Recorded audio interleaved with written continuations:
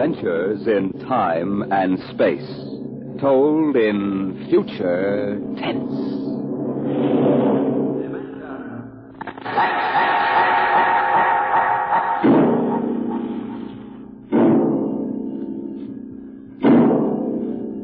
The National Broadcasting Company, in cooperation with Street and Smith, publishers of astounding science fiction, bring you Dimension X.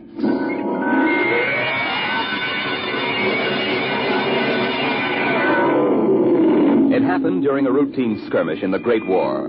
Patrols advanced from the defense perimeter under jet cover and preceded by napalm throwers.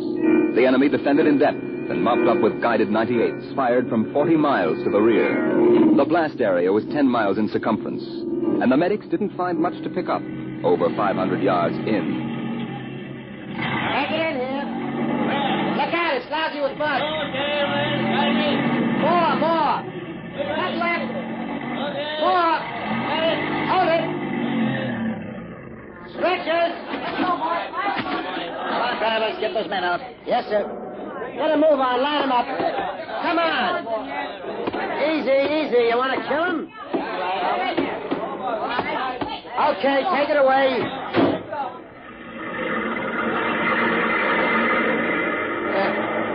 They might have left these Joes where they was. Half of them won't last till the plane comes. As long as they're alive, they'll be treated. Get off the tags, Travis. Start talking names. Yes, sir. This one must have been 1,000 yards in. Get his dog tag out. What a mess. Here. Hartley Allen, Captain G5, Chem Research, AN-73D, number SO238694003J. Alan Hartley? Alan Hartley. Well, if that could be the Hartley that wrote Children of the Mist and Conqueror's Road. Never heard of him. Major, I think maybe he's part conscious. Maybe I should give him another shot. Go ahead, Sergeant. There isn't much else we can do for him. It's a rotten shame. Ain't it always? Okay, Captain, give me your arm. There.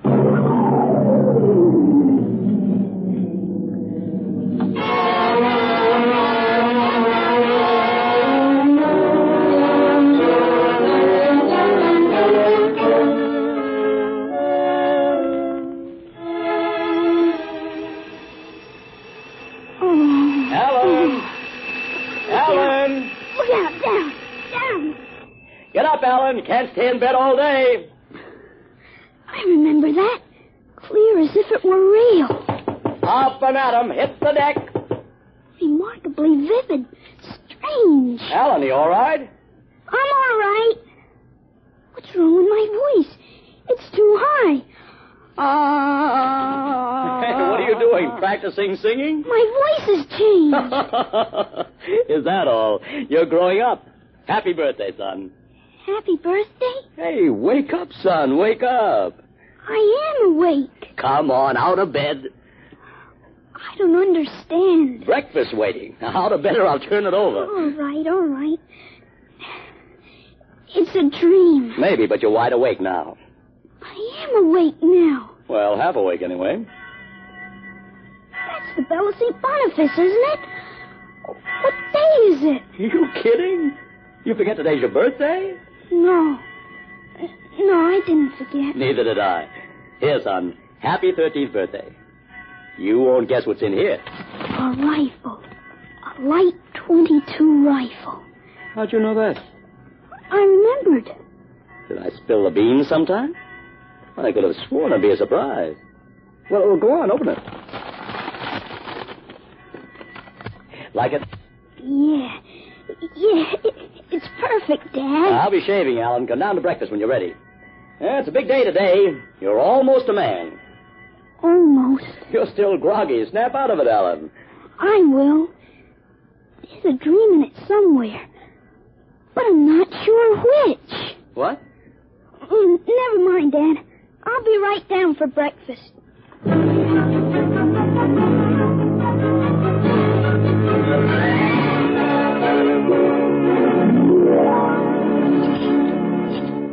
Now for coffee. Mr. Stauber makes the best in town. A black for me. A what? You may be 13, Alan, but that's still a little young for coffee, especially black. Oh, I wasn't thinking. What are you going to do today, son? I want to do some reading this morning, I guess. That's always a good thing to do. After breakfast, suppose you take a walk down to the station and get me a Times. Didn't it come? What, the Times? They don't deliver. Be a good idea, though. Maybe I'll talk to Sam Ashman about it. Here's a $50, Alan. Get anything you want for yourself out of the change. Thanks, Dad. Finish your milk before you go. Oh, sure, Dad. And hurry back. I like to finish the crossword puzzle before lunch.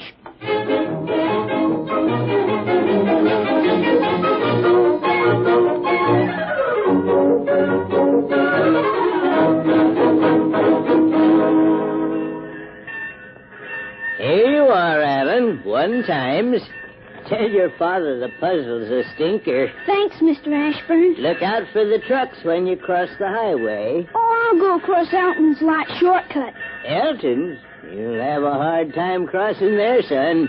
There's 4 buildings on that block. I thought they burned down. Seen them this morning, big as life. Oh, I guess that didn't happen yet. What'd you say? Oh, nothing, Mr. Ashburn. I was just muttering. In my days, youngsters talked up. Yes, sir. Bye, Mr. Ashburn.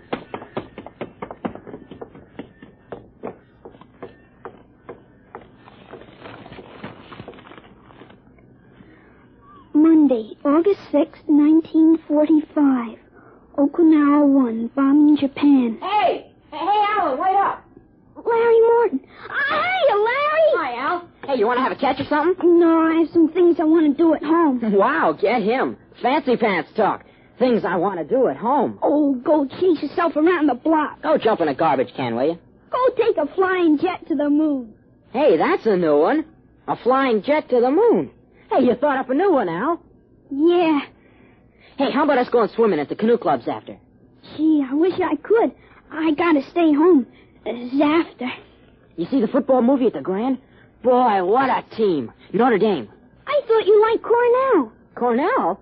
Ha, they couldn't even beat Vassar. You're going to Cornell, aren't you? Me? Cornell? Fat chance. I'll bet you do. I wouldn't take your money. I know you wouldn't. You'll go to Cornell, all right. Cornell. Far above Cayuga's waters, there's an awful smell. Just the same, you'll go to Cornell. I've got to hurry, Larry. Well, so long, Al. See ya. So long, Larry. See ya.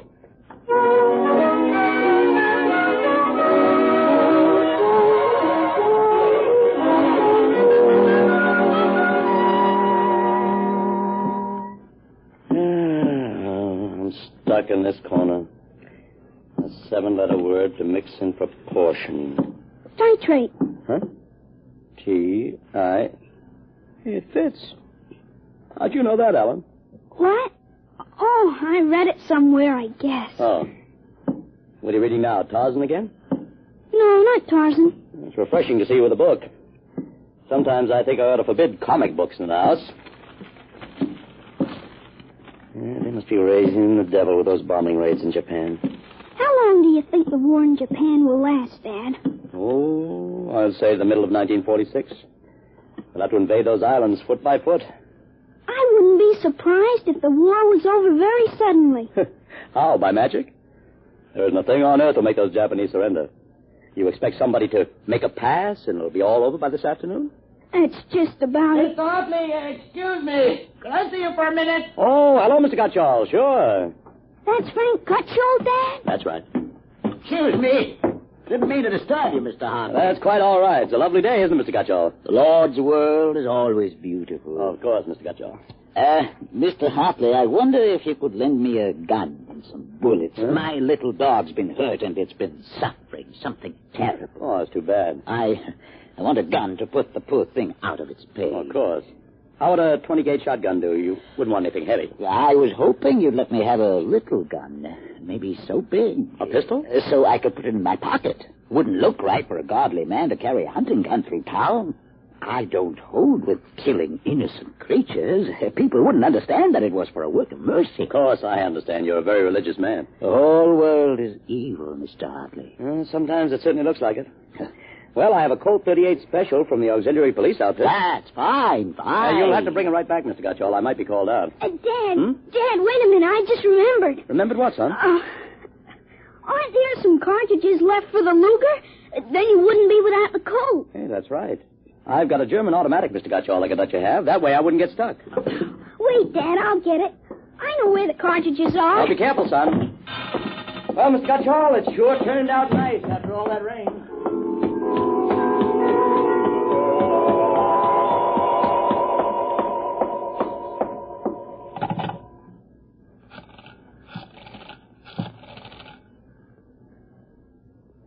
Hello, police headquarters. This is Blake Hartley. Frank Gutchall, who lives on Campbell Street, has just borrowed a gun from me ostensibly to shoot a dog. What? No, he has no dog. He intends shooting his wife. Yes, I'll take out the firing pin. He'll walk home. If you hurry, you can get him in there on time. Right.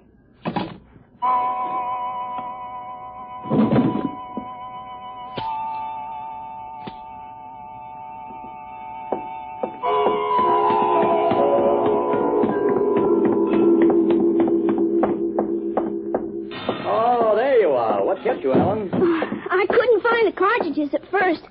I'll show Mr. Gutchall how it works. It's all loaded, ready to shoot. This is a safety. Just push it forward and up. There are 8 shots in it. Did you load the chamber, Alan? Oh, sure. It's unsafe now. You understand how it works, Mr. Gutchall? Yes, I understand. Thank you, Mr. Hartley. Thank you, Sonny. Goodbye. Goodbye, Mr. Gutchall. Return the gun when you're done. Yes, I'll be done with it soon. Goodbye. Alan, you shouldn't have loaded that gun. I guess it's all over now. I had to keep you from fooling with it. Didn't want you to see I took out the firing pin. You what? Gutchall didn't want that gun to shoot a dog. He's a fanatic. He sees visions, hears voices. The voices probably put him up to this. I'll submit that any man who holds intimate conversations with disembodied spirits isn't to be trusted with a gun. He wants to shoot his wife. What are you talking about? While I was upstairs, I called the police. I put a handkerchief over my mouth and told them I was you. Why'd you have to do that? I couldn't have told them this is little Alan Hartley, 13 years old. And suppose he really wants to shoot a dog. What kind of a mess will I be in then? No mess, because I'm right. But you'll have to front for me. They give me a lot of cheap boy hero publicity, which I don't want. This is crazy, Alan. This is absolutely crazy. We'll have the complete returns in 20 minutes.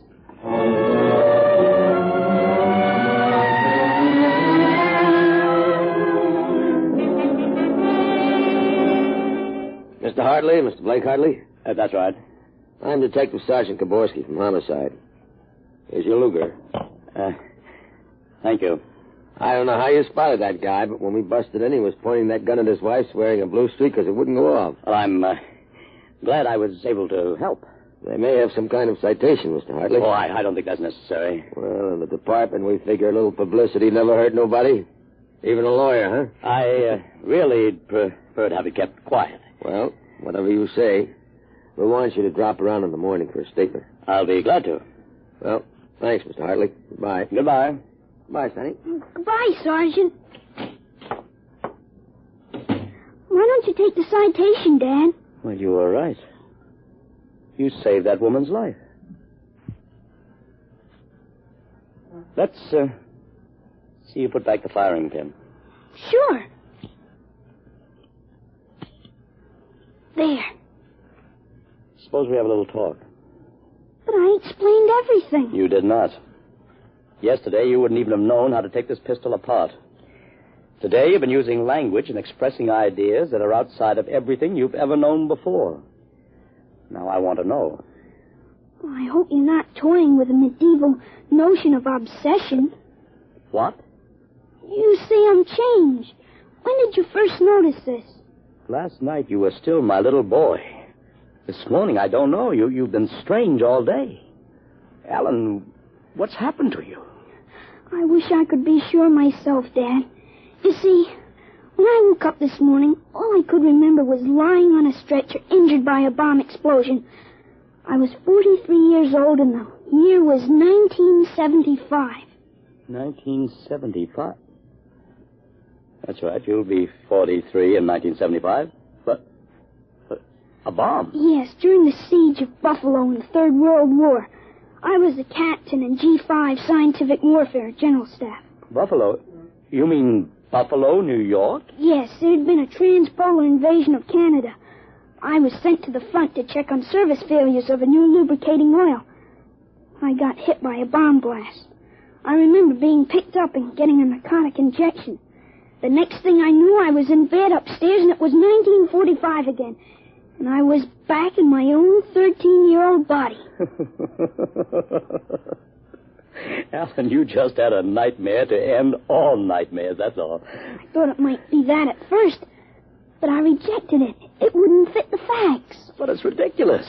All this Battle of Buffalo stuff. You picked it up listening to the radio.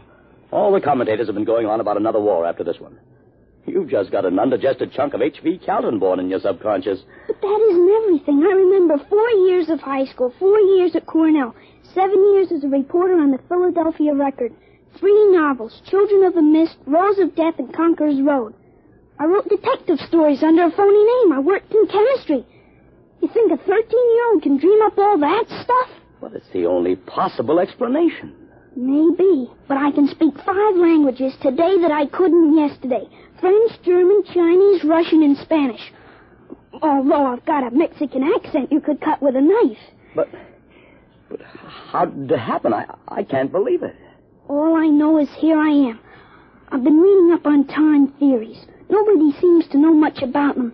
Evidently, time exists parallel as another dimension. And I've got kicked backwards and somehow...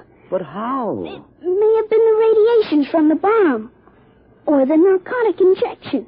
Or both together. But the fact remains I'm here with full knowledge of my future identity. This is quite a shock, Alan. But you do believe me, don't you? Yes, I suppose I must. You seem so strange, as if you weren't my son. I'm your son, all right. The same body as yesterday. I've just had an educational shortcut. Wait a minute. If you can remember the next 30 years, suppose you tell me when the war is going to end. This one against the Japs, I mean. Sure. The Japanese surrender will be announced at exactly 7:01 p.m. on August 14th, a week from Tuesday. Better make sure we have plenty of grub in the house by then. Everything will be closed up tight till Thursday morning. Even the restaurants. I remember we had nothing to eat in the house but some scraps. Tuesday week? That's pretty sudden, isn't it? Not after today. What do you mean, what happened today? Plenty. Oh, what time is it, Dad? 11:16. Is your watch right? To the second, why?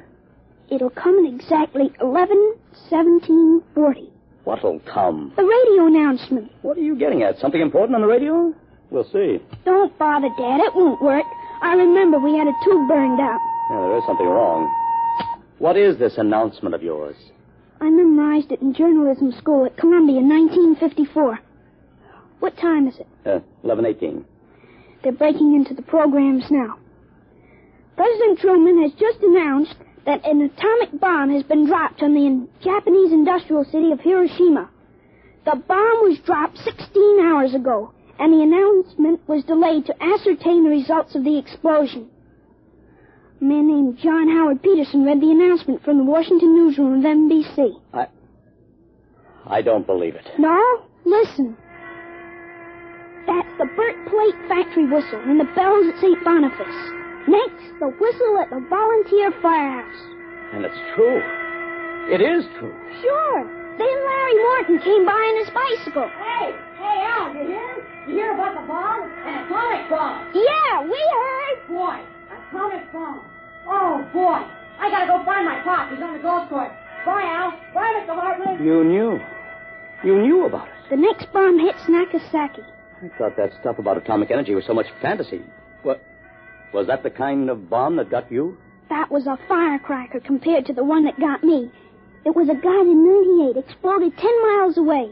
And that's going to happen in 30 years? I remember it. How about me? Oh, wait, never mind. I don't think I better know when I'm going to die. I couldn't tell you anyway.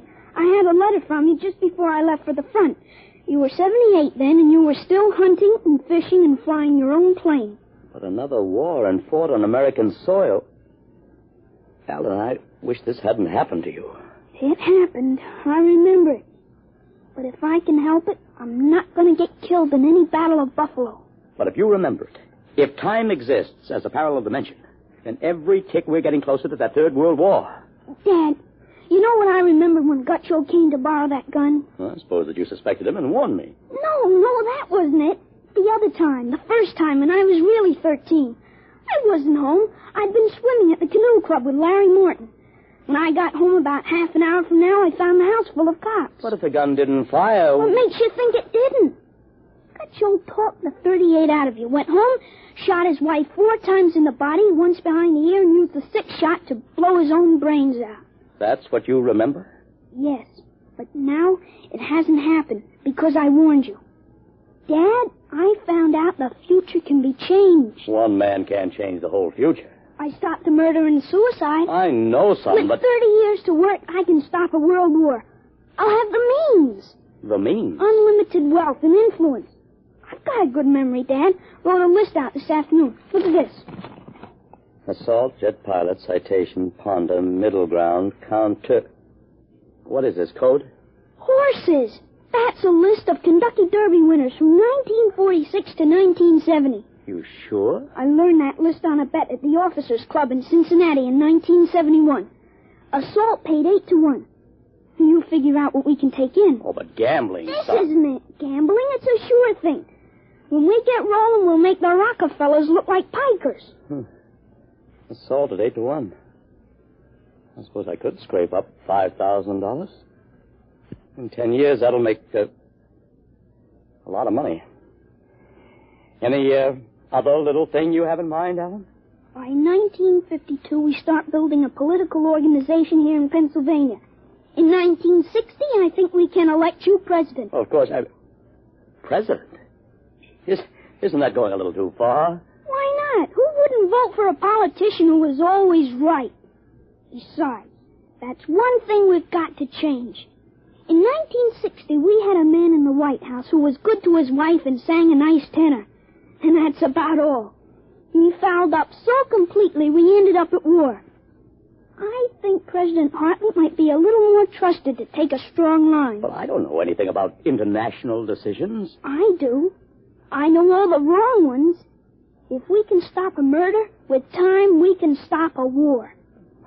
How do I start? Well, as I remember, just after that bomb announcement, you got a phone call from the City Fusion Party about the next election. Well, there is a lot of talk about a reform ticket.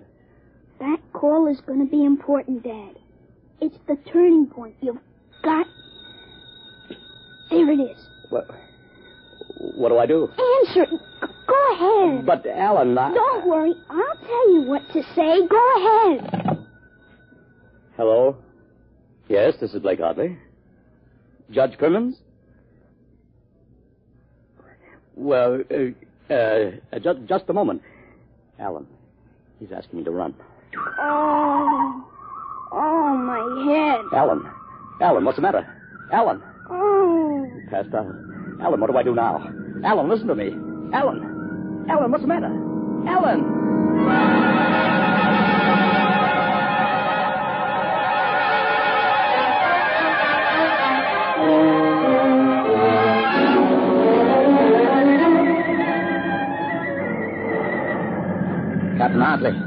Captain Hartley. He was all right, Doctor. I gave him a shot and he was all right. He's dead. All right, Sergeant, make up a tag. Yes, sir. Hartley, Allen, Captain. Dead August 8, 1975.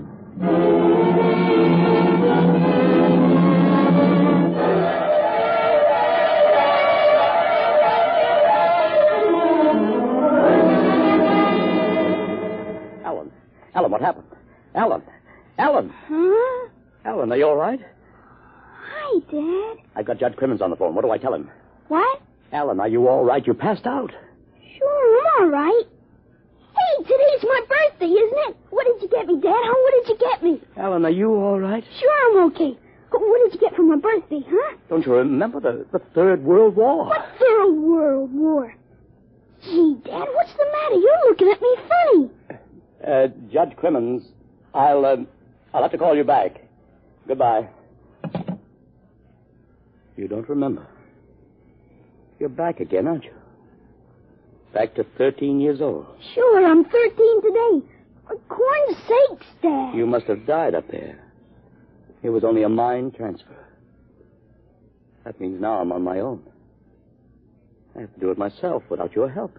Help for what? Oh, if it's the grass, I said I'd cut it tomorrow. No, it isn't the grass. I've got to save your life, Alan. I can't let you die that way in 1975. What are you talking about, Dad? You sound goofy. I've got to change it all by myself. Change what? Never mind, Alan. You don't know yet. Come on, let's have lunch. Sure, Dad. Hey, how about my present now? What did you get me for my birthday? Hey, in a minute, son. Go on in. Hurry up, Dad. All right. Now, where'd I put that list of horses?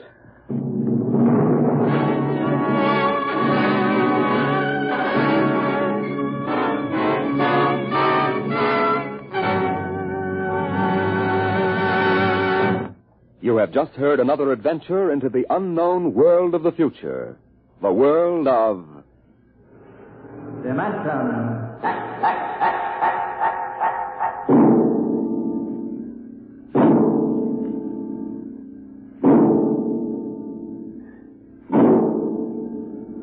Homecoming is a joyous word. But when the home you're returning to is a burned-out radioactive planet, and when you cannot even imagine what terrible changes you will find there, the word then takes on a very different meaning. Next week, Dimension X brings you a strange story called Dwellers in Silence.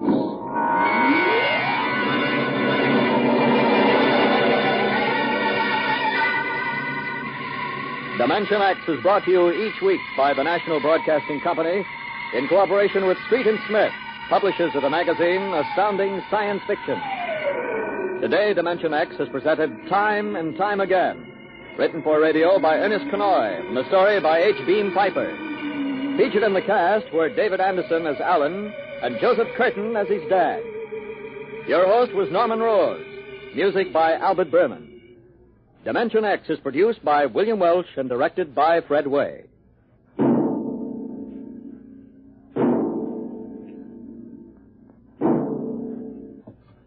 Dragnet, the story of your police force, is next on NBC.